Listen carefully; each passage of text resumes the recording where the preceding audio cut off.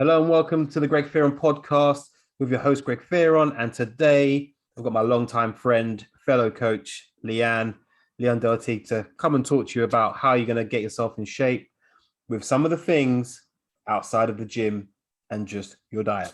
Hey, Leeann, how are you? I'm good, thank you. How are you? It's been ages.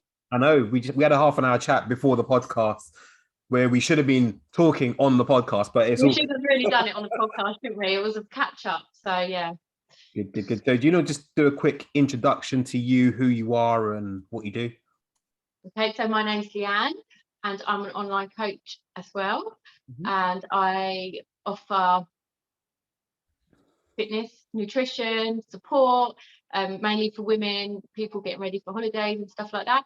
But I am really dialing in on other aspects of health now, as well as the nutrition and the exercise, which we know is important, but I am venturing out looking at the other bits of health that we can be focusing on as well. Awesome. So I think a little while ago you kind of changed your brand and you call yourself the holistic coach or holistic PT. Yeah, the holistic PT. So I think when I came into fitness, it was obviously a lot of exercise and nutrition, which is obviously the foundation. But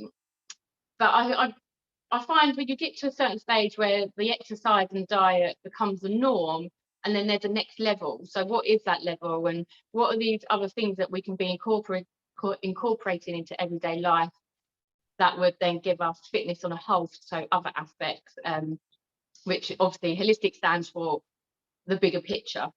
So there's always other aspects of us being and everything that we can look into. Ooh, got it. So what, just for the audience and the ladies listening back to this, what are these other things you talk about? Because I think we're kind of on the same track, but I think it'd be good to show people what you mean. What are the things you're talking about here? So there's lots of other things. So obviously we've got our physical body, we've got our mental health, which is really, really good. That's now becoming quite important in a lot of people's health when they're looking at their health. So we've got our physical body, our mental health, our mental well-being, and also there's a spiritual aspect as well. I know a lot of people don't want to go down there, but then like trauma in the body, trapped emotions in the body as well comes up. So it's really hard to explain because it's different for everybody, but you can be really good with your diet and really good with your exercise, but if you haven't dealt with things that maybe past trauma or even something like a past injury, which is physical, if it's not dealt with on a deeper level to bring it to the surface and let it heal, you're going to struggle to move forward or onto the next level of your fitness journey. So it's just looking at all of that, which can be quite a journey in itself, and I can see why a lot of people don't want to do it, but it's really worth it. Awesome.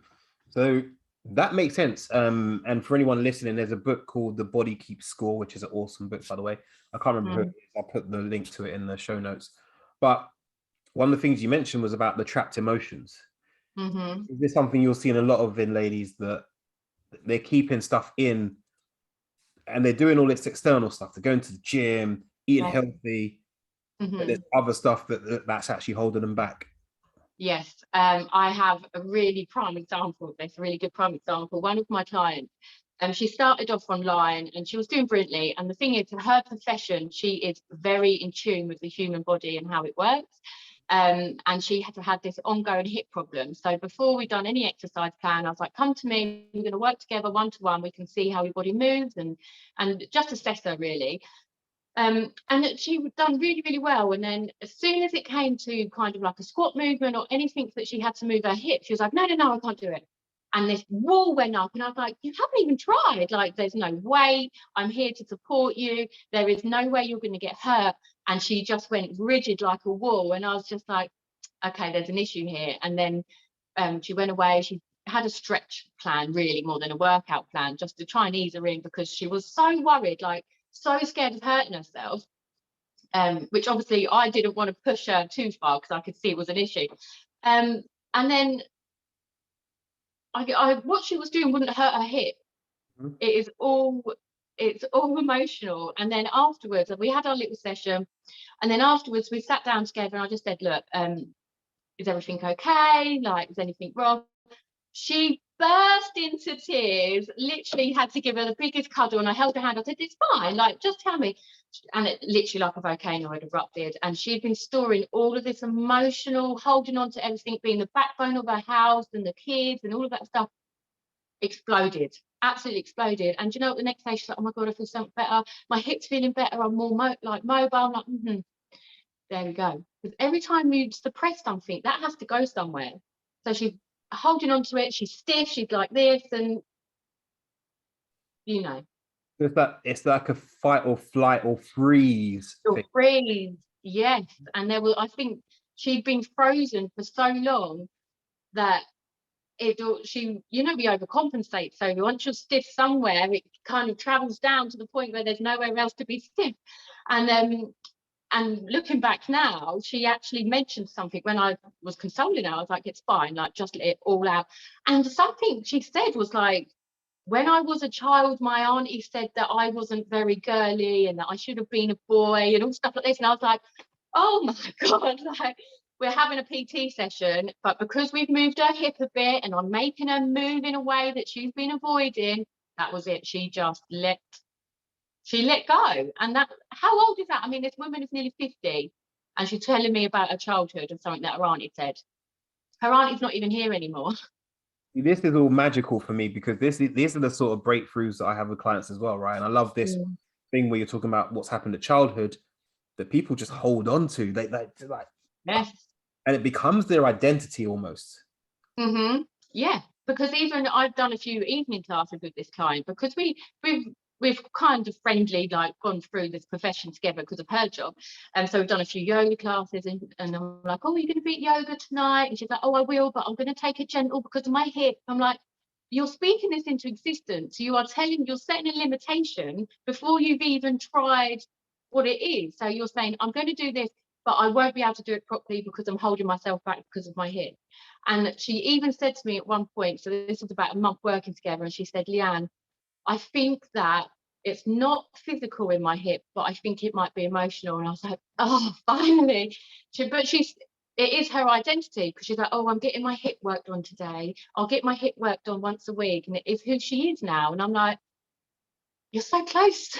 You're so close to breaking that cycle. But it is a prime example of what we do. And like you said, going back to childhood, if you are not in a space where you feel like you can speak, or you're not supported in your ideas or your goals or anything like that, then you're being suppressed. So you keep that suppressed, and then you take that into adult life with you, and then you don't know how to express yourself. And every time you suppress something, you kind of, like, on a spiritual level, not to get too deep, you suppress that and you swallow it down, and it works its way all the way down to the base. And each time that happens, you're just layering it up, and it just sits in our hips. We thought you're, and for people watching, if you're not watching this on YouTube, Leeann's doing like a throat choking movement, and I think what's expressing there is like the throat chakra. Yes, great nose. Yeah. So I've recently trained in Reiki, which is all about manipulation of energy and encouraging your body to self-heal, which, when you look into it, is, you can't deny that our bodies don't heal themselves. You can see it if you cut yourself. You can watch it day by day. Your body will heal itself. So imagine what it does on the inside if it's given the correct tools to do that. So working with energy and stuff like that. Yeah. And I'll tell you a really interesting thing I've learned lately is, if you talk to someone and you touch on something and you can see that they're a little bit triggered, or actually it might be, tread on eggshells, watch their throat, because they swallow, they go like that. So it's brought up an emotion, but subconsciously, to keep us safe, our body will go, not now, and it will push it back down again. So you'll notice it when you trigger someone. They'll go, oh, not now, I don't want to deal with that now. But then that's suppression, and that goes down and layers up on what it is you've already got suppressed. So this sounds a little bit like something I do with my clients. It's the fact and story. Yes. So it sounds like your client she might have had an old hip injury. I'm not saying it, but the fact was very different to the story she created about her hip. Yes. So she was getting to work on it, like you said. She was getting it manipulated, and it couldn't, she couldn't squat, couldn't lunge, I imagine, doing all that stuff. And now that became a big story that actually Yeah. is the fact that actually she probably can squat. I've watched her in yoga, Greg. I made sure I was behind her in that yoga class. She is more flexible than she gives herself credit for. And you can almost see the moment she'll move into the move, like, and then it's like, oh, hang on, no, I shouldn't be able to do that. And then she pulls herself back out of it because she's at a blockage mentally where she's not allowing herself just in case it hurts. And that comes with training as well. We know that burn, and we know, you know, the lactic acid builds up and you think, oh my God, this is hurting. But that's where we grow, and you mentally get yourself to push through that bit, and then that's where we progress. But she's just stopping herself. Yeah, she but was. we'll get there. We'll get there. You'll get her there. You'll get her there. Yeah. And this is an interesting thing, because earlier you said about mental health, and my belief is that the body and the mind are one. You actually can't, like, people will come to me and go, Greg, I need to get in shape, but I need to be mentally ready. And I'm like, okay, but the body is where the manifestation of what's going on in your head is. So you can't separate the two. You can't have half the circle. No, of course. That's it. And they work in perfect harmony. So when you go to the gym and you're strengthening your body, you're actually strengthening your mind, because you have to motivate yourself to lift that weight, or to run that extra 5k, or to do 1 more minute on the stairs. You know, that's the mental battle, and then that becomes stronger, and as a reward your body becomes stronger. They work as one. But it's repetition and habit, right? And it's a story that you create then, isn't it? It's the story of the fact that, oh, I can't go to the gym, or I can't work out at home, or I can't lose weight just by doing 20 minutes of walking or whatever. Yes. Oh, and you know what? It can be so simple, but it's almost like our brains tell us, no, it's too simple, it won't work. It has to be more complicated than that, surely. Otherwise, it's not going to work. No, really, it will. But that's the procrastination thing. I think that's what makes people procrastinate. Because I'm sure you'll see the same, that someone will come and work with me, and I'm the program is very simple. Like, I don't make it complex. We can geek out on all the macros and all the rest of it, and the nutrients and all that stuff. Actually, simple action gets results. Yeah, because it's small and often every day. We had a lady joined up, and then she's working with us leading up to her holiday, and she's doing amazing. And she already done 3 exercise classes a week. So, and she walks her dog every day. I'm like, well, I'm not going to program you any exercise. She's like, well, you don't need exercise. You're doing plenty of exercise. Oh, but I want to look like this. I'm like, that's fine. I'm just going to sort out your diet first. Oh, okay. And she's doing amazing. Like, she's still got a month or so left, but I just think she's expecting this big grand workout plan. I'm going to be in the gym 6 days a week. You don't need that. Just stay active, mobile, if you can, you know, like flexibility and stuff like that, and you'll be fine. It doesn't need to be optional. I guess that sums it up nicely, though, because, like, let's be honest, nutrition training is a simple concept, but it's not easy. No. And people only want the easy bit.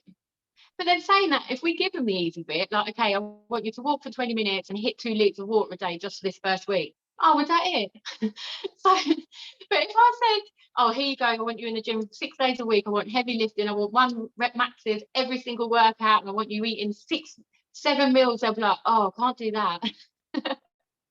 But I think that's where the mental is overcoming, because that then gives you a get out clause. Yes. Yeah. So if it's too simple, it's not going to work. So I'm not going to do that. It means I need to look for something more complex. Yeah. If it's too complex, oh, that's too much. So I'm going to need to look for something simpler. So you can actually spend more time looking around at stuff. And in that time, you could have achieved so much stuff. So much stuff. Yeah. And I think I've got another lady I know of, and I don't want to say too much, but it's always, I can't do this, I can't do that, oh God, I'm stuck here, I'm doing this. And there is 6 hours a day where there is nothing being done. And sometimes I'm like, I just want to get out of the house, go out your front door, just walk around the block and come back and just check that mindset. Because I bet it's 100% different from when you left the house. Which is frustrating, but just going out in nature and going for a walk and the sun's out now. Okay, it's not warm, but it just changes. It can change everything. Your motivation, your perspective, your mood, and you're moving your body as well. Oh, I might put a banner outside my house. Well, I think that's a simple thing like that, you know, like 15 minutes first thing in the morning, as soon as you got sunlight, is a game changer for people. But maybe it's because people want like an instant boom impact. It's got to be big, bold. Yeah. Like I've It's got almost like, God, you've made that decision, so now I've arrived. So what's this big thing that I would have to do to make this change that I've decided I wanted yesterday? It is like that though, isn't it? no, I expected it like 2 hours ago. I started 2 hours ago. I started my diet 2 I've had a salad. Where are my abs? Yeah. Why not? Where are they now? They should be here. Like, I don't know. It's been about nearly 10 years for me, and they're still not there. So well, and I think that you just gone into a really good point. I think the people create a picture in their head of what they think their journey, how they should look based on other people's stuff. But then in their next post with some inspirational quote about don't compare yourself to other people. yes. So And the people they're comparing themselves to do this for a job. So they are fitness models 24/7. They get filmed making all their food. They've probably got nutritionists now. They're taking pictures of everything. They've got stylists. They've got their makeup spot on every day. God knows what filters or Photoshop. That's their life. That is their life. If you are a mum doing a school run or running a business or running a house, all of that stuff, you have not got time to be sitting there doing that. It's unrealistic. So comparing yourself to people like that it's never going to serve you well, ever. And I think that's why I moved away from doing the classic, here's my training, here's what I did a day. Yeah, yeah. Because then people will then compare themselves to you. So Yes. are we actually motivating people to move forward, or are we just adding to the noise of here's what you should be doing, but you haven't got the mental space to be doing it yet? But I guess that's where coaching can make things individual for people. Yes. And start them where they're at, rather Yes. than the generic meal plan that they've tried a million times. And because Rita from HR said, you know, I'm doing keto, and it means you got to cut all carbs. Yeah.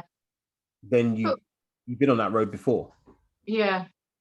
But they take it, Rita from HR, I love that. They take Rita's advice as if Rita's a coach. And they're like, oh no, Rita said that I've got to do it like this because she did it and she lost 3 pounds. And even though she put on another 6 2 weeks later, but I'm going to follow Rita, rather than actually hiring, listening to a professional who's going to take in all of your personal needs and give you what you need for long lasting results. Is that a case then of too much information? Because like, I think maybe that's the issue in the industry that we're in, I guess. There's so much information that people can now go, well, this person on TV said that, so it must be right. Yeah. And they will always look for, there's always something to compare it for, because there is so much information, like you said. If you say something to someone that they don't like, they're going to automatically be able to relate back to someone else. But well, actually, no, I preferred what they said, so I'm going to do what that person over there said because it seems easier. Do you want to give you a classic example of that? Go on. Always. All right, here's the thing, and for the listeners, this is something you're going to hear a lot, right? People get really upset at the word calorie deficit. They hate it because they've heard it before, and for whatever reason, they feel like it didn't work for them. So here's what well, if you do my new keto intermittent fasting with late carb loading, it's going to restabilize your blood sugars, and that's the reason why you haven't lost weight. And then you look at the plan, and they're on about 1,400 calories. So they're in a calorie deficit. It's got to sound sexy though, because they want it. I think people maybe want to be like able to say, well, I'm doing this new thing and it's blah blah blah blah blah, rather than just saying, oh yeah, we're in a calorie deficit. It's not really sexy, is it? That's your word, sexy. It's not sexy. But you know what? I blame marketing. Yeah. But then from a business point of view, just as long as the client needs obviously always comes first. But from business, there is so many people out there, they have to stand out and hit their marketing, don't they? Yeah, and I think it's a hard one, right? Because all business market, right? It's you have to sell what you do. Why is Tesco different to Aldi or Sainsbury's or whatever? So you have to have that differentiation. I think, but what's happened is people have tried to diet so many times. Like I think I did a post a little while ago which said I think the average woman at the age of 45 has tried to diet at least 61 times. 61.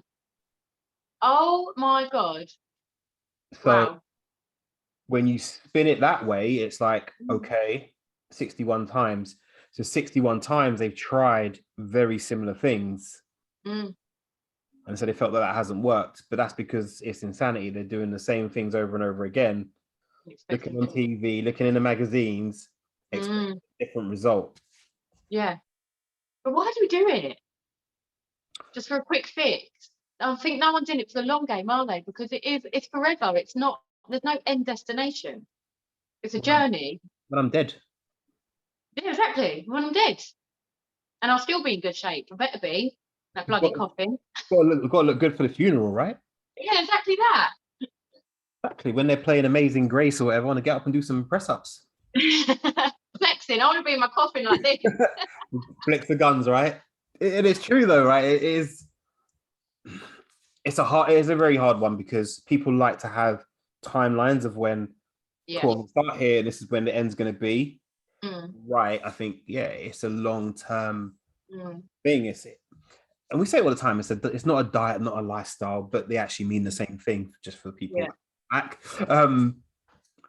But yeah, it is life. It is a life-changing thing. So there, we were talking earlier about life coaching, and actually I probably do more of that than I do actual nutrition and training, because what happens up here affects everything else. I don't know. What's your thoughts? Which is going back to the holistic sides of it as well. That was literally exactly the same. When you've got clients saying, oh, I want this result, but I can't do this, this, this, and this. And I'm like, okay, so you've just put about 10 limitations on your journey before you've even begun. You can absolutely do everything you want. We just might have to adapt it to suit your needs. There's always a solution. But I think a lot of people think that they can exercise and diet and they're going to be where they want to be. But the thing is, when you do get to that place, say you're aiming for a holiday or a certain weight or dress size or whatever, once you get there and you're still feeling the same and you're not happy, then where do you go? Because you've gone there thinking, once I get to size 10 jeans, I'm going to be happy and life's going to be all great. Actually, I'm in size 10 now, but I feel exactly the same. Oh shit, what am I missing? I know, I'm going to go and eat that chocolate cake and just fuck off all the hard work I've done. Sorry. Wine gums for me. And it's having people in your life to guide you on that path. When you do hit that goal, what's next? Do you get stronger? Do you add some lean muscle mass? Do you decide you want to go and do a triathlon? Whatever that is, it always looks different. It's assessing, isn't it? You have to assess the journey each step. Okay, there might be a bigger picture, say you need to lose like 20 pounds or you need to be a certain weight for a health surgery, like it could be anything, but it's all different milestones in between that, heading to the bigger goal. And then once you do reach the bigger goal, then what's the next thing? That you always have to kind of break it down and celebrate all your little wins. Because if you wake up and you're like, oh my God, I've still got 20 pounds to lose, this is going to take forever, rather than, right, that's 2 down, come on now, 18 more, you know, like you've got to celebrate all the little wins. So here's an example which I think you'll resonate with. So what happens if you drop 10 pounds, but you can fit your dress that you've always talked about? You can fit in it. Yeah. God, if you feel good in it, stay. Doesn't matter what the scales say. Just that if you feel good, that is the number one thing I always say to my clients, and mainly women. How are you feeling? Oh, I feel amazing. Someone at work said, oh, how good I'm looking, at my skin's glowing. And everybody's non-scale win is either clothes related, which I get, because when our clothes fit right and we feel good in them, that is a massive win. But the other side of that is someone else has told me that I look good. We put so much, or we allow other people's opinions and comments to hold so much value to us. Why don't we practice telling ourselves we look good? Why does it have to come from someone else? But that's why I get clients to take pictures and stuff and look at that. Or, you know, when was the last time you put on a 2-piece bikini and you like, actually, I feel good in this? Or when was the last time my partner was you know, like trying it on with me, for want of a better word, because but because you feel good, your partner see that and he's like, yeah, let's get it on. Kind of. Those are that's confidence, isn't it? Having that confidence, and you almost ooze it when you're feeling like that, and it's not a number on the scales. Once you feel that, it doesn't matter what size you are. I mean, there's glamour models out there that are plus size models, and they, because of how they feel and the energy they've got, and because they are so confident in their skin, doesn't even matter. And that's what you've got to harness. Right, so I'm going to ask you a difficult question now. Go on. Can you be healthy at any size? Because that's an interesting one. Now, health and body confidence are two different things. I know, but that wasn't the question, right? The question was, can you be healthy at any size? Can you be healthy at any size? I don't think so, because if there's a certain percentage of fat around your organs, or you can't walk in a way, if you can't bend down to pick up something off the floor, if you can't pick your child up if they need you to, if you can't carry your shopping from the house, if you can't live in a way that makes you completely independent mobily, I believe that you're in poor health. And I know there's a lot of magazines pushing that actually every size is healthy, but I don't agree with that. Interesting. How about you? Interesting one. I was looking at a study just a couple of days ago, and it was talking about sumo wrestlers, right? And sumo, they're pretty. They're carrying a whole lot of body weight and a whole lot of body fat, but they're obviously very active because their sport's quite, you know. And people going, oh, they must be really healthy. The study actually showed that they live less than the average person. Yeah, and they only I watched a documentary of them, actually. No, it wasn't, it was some food program, and they fast for the majority of the day while they're training and dripping with sweat, and then they cook the food for the masters, and then they're allowed to eat what after that. So they're almost fasting for the majority of the day in their training, and I just think, God, that massive size, but I think they've got to pack in like 6,000 calories or something in a couple of hours. Like, it's madness. But yeah, I think there's a lot of different. Your digestion must be like, oh my God. Yeah, that's why they're like that. They're just swollen. It's just gut inflammation. Anyway, right. So let's move on. There was something you wanted to talk about, like things like breath work, because I think. Yeah, so I've got a couple of things that I've written down. Like, obviously, holistics is a bigger picture, and I've been reading bits here and there about breath work, and obviously I've been doing a lot of yoga, meditation, and the Reiki. When we do Reiki, we concentrate on our breath just to calm our nervous system, and the nervous system as well, like, is in a state of stress. And then I think when people, it's never really spoken about that much unless you're obviously looking for that. And if your nervous system is in a state of stress, you're almost like jittery, if you like. You don't know that that's happening, but you're like firing all these thoughts off, and you're like, oh, almost like you drank too much coffee. But internally, we don't know that's happening. We can almost become accustomed to that just being how we feel every single day, you know. And then we think, oh my God, I've got to get healthy. Right, I'm going to run to the gym. I'm going to run 5K on a treadmill. I'm not going to eat anything till 12 o'clock, and then I'm just going to have a chicken salad and then a glass of water, and that's it. That is stress on your body. So I think taking the time to do like yoga, meditation, or breath work is shown to almost instantly calm your nervous system. So just being really mindful, because we breathe involuntary, we don't have to think about it. And it's really interesting, the study, I can't remember the statistics, but we literally breathe to like the top part of our lungs, just because we're getting in what we need to survive.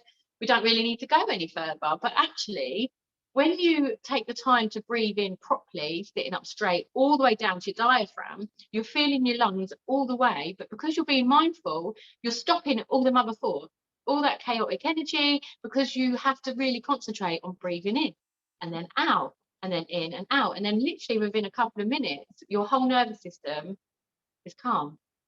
So then you'll be in a position to then add extra stress. It's funny actually, because I've got one of my friends to do a breath workshop with my clients, and it was amazing. I love that. Seeing the change, and then they were like, "Oh my God, this was amazing!" And I know a client I used to work with, she still uses it. I'm like, yeah, go, like, use that stuff. Like, your breath, it makes you present, because you have to focus on what's going on. Exactly, and it brings you into the now. And as well, I don't know if you've read about this, but I've only really touched on it, but mouth breathers, we have to breathe through our nose. And I've been really concentrating on this, and I do breathe through my nose normally anyway, but I was on the Stairmaster and I'm like, right, that's it, now's the time, you need to breathe through your nose. It's only on a slow pace, it's like on a 5. I literally lasted about 30 seconds, and before I knew it, I was like I was panicked. It was my subconsciously, my body was panicking because it knew I was doing exercise that I found difficult, because I hate the Stairmaster. So I was panic breathing really shallow, and it was mind over matter. I couldn't bring myself to breathe through my nose, even though I'd be drawing in more oxygen. But that's the power of our brain. It's crazy how we let the brain just overtake. Well, not even the animal brain take the logical brain. Yes. Yeah, great book for that is The Chimp Paradox, actually. Really, really yes, good. I started that, but I think I was too triggered. I need to read it again. Is this book about me? Yeah, I'm like, what are you talking about? Who's watching me? Who's watching me? But breath is really, and I think, because to some people, if I say to them, how are you breathing? They'll be like, what the hell are you talking about? Of course I'm breathing, I'm alive.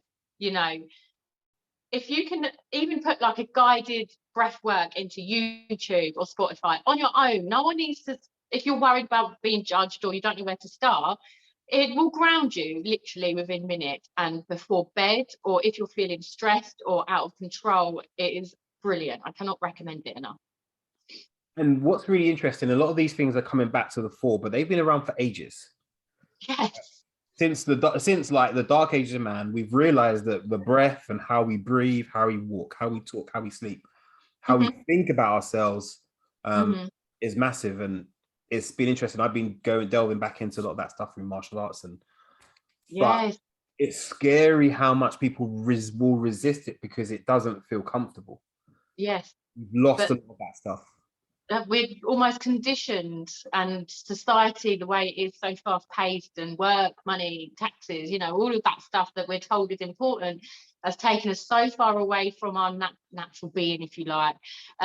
You need to go and walk outside barefoot. You need to be in the fresh air. You need to be doing deep breaths through your nose, and you need to just be. But I think life now, I mean, it's been like this for a long time, it's so fast paced that we're almost doing one task but already overthinking the second, third and fourth one, because we've got so much to fit into a day. So if you can, like yesterday, I sat in the garden and had a coffee with the children, and the sun was just gleaming on my face, and I just felt so grateful just sitting there with coffee, just like, in this moment I have got nothing to do. Sure, there's 1,000 things I can be doing, like washing up or walking the dogs, but I'm not, because I'm choosing now. And I think people need to kind of get that backbone back and say, no, I need 10 minutes to myself. You all need to bugger off, you know? Is that then a societal thing where we've watched our parents, you know, because the mindset's always been, you know, you've got, what are you doing? Why are you being so lazy? What, get off your butt and go and do something. Yeah. And seeing that with hustle generation.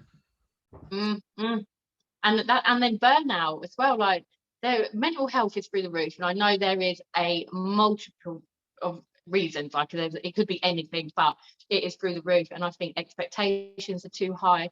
We working ourselves into the ground for little reward. I mean, it doesn't matter how much money you've got. Are you gaining more time, or are you just collecting numbers on a screen? You know, like, time is invaluable, and I think because we're giving it away so freely with so little return, we're finding ourselves slumped in a depression of, well, I've done all of this work, why am I still feeling like this? Where's my freedom at the end, you know? And I read a really interesting post. I can't remember how it was worded, but it says, they tell you there's 24 hours in a day, because if they told you there was only 12 and we want you to work 6 to 8, you would say, no, I'm not doing it. Because there's 12 hours in the day and there's 12 hours at night. You need to be asleep for 8. And if you're in work or school for 6 or 8, that leaves you about 2 or 4.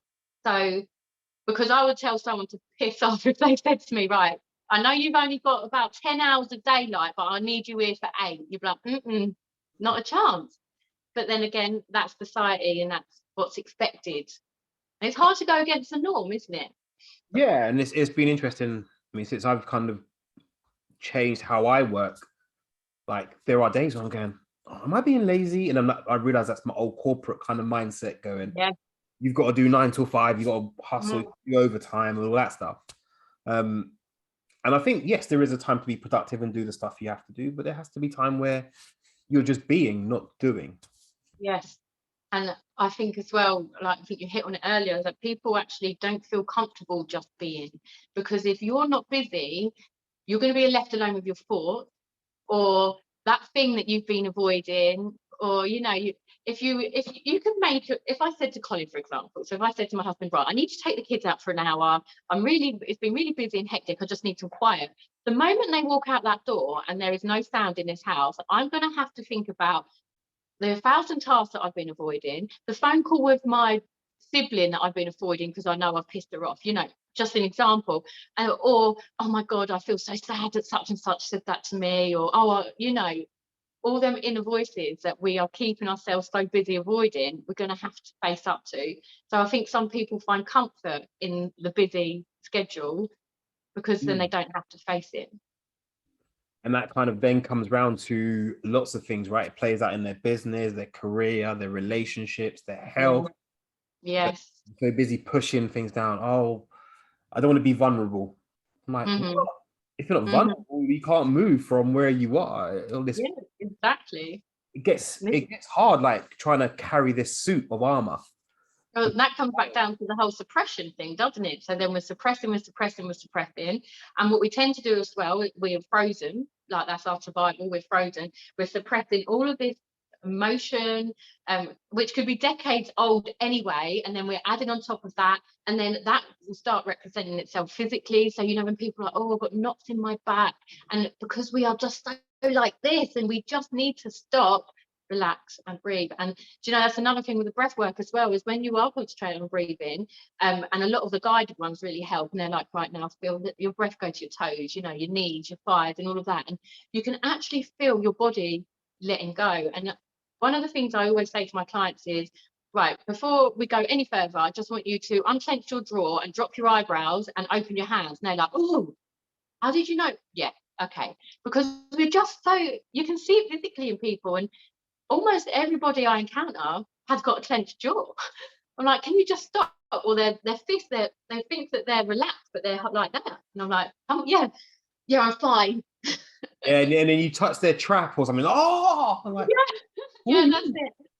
Yeah, that's it. Or they think they just need a day at the spa, and they pay for like a 30-minute back massage once every 2 years, and they think that that's gonna, that's a treat, and that they're looking after themselves. And that then feeds into this mentality about nutrition, diet, and exercise. Instead of doing things daily, like a few small important things, we've got to do one big thing to fix everything, which lasts for a couple of days. Then we just fall back, and that's the key to it all. It's like, actually, if you did these 3 things every day, or at least 80% of the time, you're going to be so much further than boom and bust, all or nothing, all or nothing, all or nothing. Yeah, all or nothing. And that is all we really have supported every single one of our online clients with. It's just making it consistent across the week. And then when we do a check-in at the weekend, they're like, oh wow. I'm like, you've only been in the gym 3 times this week and you've done 5 walks. That's it. And they're almost like, wow. And I remember one of our clients, when we sent over the meal plan, he's like, what, I've got to eat all that food? I'm like, yeah, no one is starving around here. Like, your body needs fuel. Can we stop with the starvation, please? And he feels amazing because he's got energy. Funny. Crazy, huh? When you go, no, you're gonna eat more. What? Yeah, I want more. That plate you just sent me, more. Yeah. It's a scary place because we're so used to depriving ourselves of things. Yeah. To get something. Yeah. And we do that in our workplace. We do that in everything. It gets us to where it is, but actually, it's not really addressing the true issue. No, it's or a positivity plaster is what I've been reading about lately, and I think there's a lot of them about actually. Oh, what is that? When we share inspirational thoughts? Yeah, rip that plaster off and deal with the real thing that's going on. Have a little cry, and then let's work out a solution. And actually get on with it. And I think you know earlier about working with people that are solution based, Yes. not problem based. Because we can identify the problem, but if you can either stick to that problem and keep telling everyone that you've got this problem and that's not why you're going where you are, or you're not making any changes, or you can say, right, this is the problem. Now, where's the solution? Where do I find it? Because there is always a solution for everything, always a solution. And it's all about adapting it to your needs personally, but you have to be open to find a solution, because I find a lot of people find comfort in their misery. Because again, going back to the beginning, that's our identity, isn't it? That's it. This is who I am. I'm a sad person because I've been through X amount of trauma, and this is my identity. No, I don't want to change, because then I haven't got anything to talk about, because this is who I am. Yeah, that person did that thing to me, and that makes me a victim of what they did. Yes.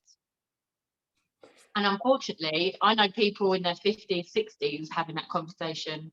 What a waste of life. And I'm not taking away anyone's victim title. If you've been a victim to something and it's horrible, but you cannot stay there, because then you're just prolonging being a victim. Okay, I was a victim. Okay, this happened. I'm going to deal this with, I'm going to prove to everyone that that's not who I am, and that I can grow from this situation. There's always an option, right? Always. There is always an option. It's whether you're willing to wallow in it, or to actually go and find the options and actually go and do what you need to do. It takes strength, like, depending on why you're in that situation or whatnot. And I get everyone's different. Like, there could be serious mental health issues, or serious trauma, or, you know, like being in serious poverty, or not having anyone, you know, there is some terrible things that go on, but you need to find the strength and the backup, your circle, to then change that hurt and use that as motivation. Because, like, I don't know about you, but someone could really piss me off, or something could go wrong. I'm going to go in the gym and I'm going to harness that frustration, and I'm going to throw some heavy weights around, and I'm going to come out so mentally and physically exhausted that I don't care no more. I just go, oh, is that your opinion? Great. Off you go. Yeah. Thanks And for that. But if it's raw, you need to, there's stages. You obviously. Yeah, maybe I'm getting old now. I'm like, yeah, I can't move the stages. I'm just like, cool. You literally run out of. I just smile and nod. Yeah. And then go do some Bulgarian split squats. It's all about the Bulgarians, Missy. It's all about. They work so good, but I hate them so bad. It's a love-hate thing, right? It's a love-hate thing. It really is. It's up there with Marmite. I love Marmite. No, thank you. Oh, see, you love Marmite. That's how I feel about Bulgarian split squats. Marmite sounds like unseasoned chicken. Oh yeah, no one needs unseasoned chicken. Bland food is not the one. Sorry, vegans. Listen to this. Let's not start on that. Oh no, that's another interesting thing. It's that's a whole nother podcast, I think. Yeah, it's a whole nother podcast. Yeah. So let's leave the listeners on your top 4 holistic things that they can take away from this conversation. Okay, so nutrition and diet obviously is key and very, very important, but other aspects you can explore, even if you're not comfortable in nutrition and diet first, you don't want to look at that first, you can look at breathwork, relaxing the body, so meditation and yoga, keeping your body nice and relaxed, and bringing yourself present and being in the now, and then moving forward, maybe then into diet and nutrition. Awesome. Cool. Yeah. Well, it's been awesome to catch up. It's been a while. It's gone so quick, hasn't it? Time flies when you're having fun. Yeah, we could rap all day long, couldn't we? And just tell people where they can find you. Where do you hang out? Where can they find you on social? Okay, so I am on Instagram, so it's at the_holistic_PT. So you can find me there. Lots of content on there, and inbox is always open if anyone needs any help and guidance. Yeah, lots of stuff on there. Awesome. I'll share the links. And yeah, it's been good to catch up. Let's do it again soon. Please, I've missed it. Cool. Well, then we'll be in touch and we'll sort that out. Yeah, and definitely. anyone listening, if there's something that resonates that Leeann's talked about today and you want to share this with people, then share the link, leave us a review on iTunes, and it means it can help other people. I think this has been a fantastic podcast. Leeann, talk to you soon, and to anyone else. Laters. Bye. Bye.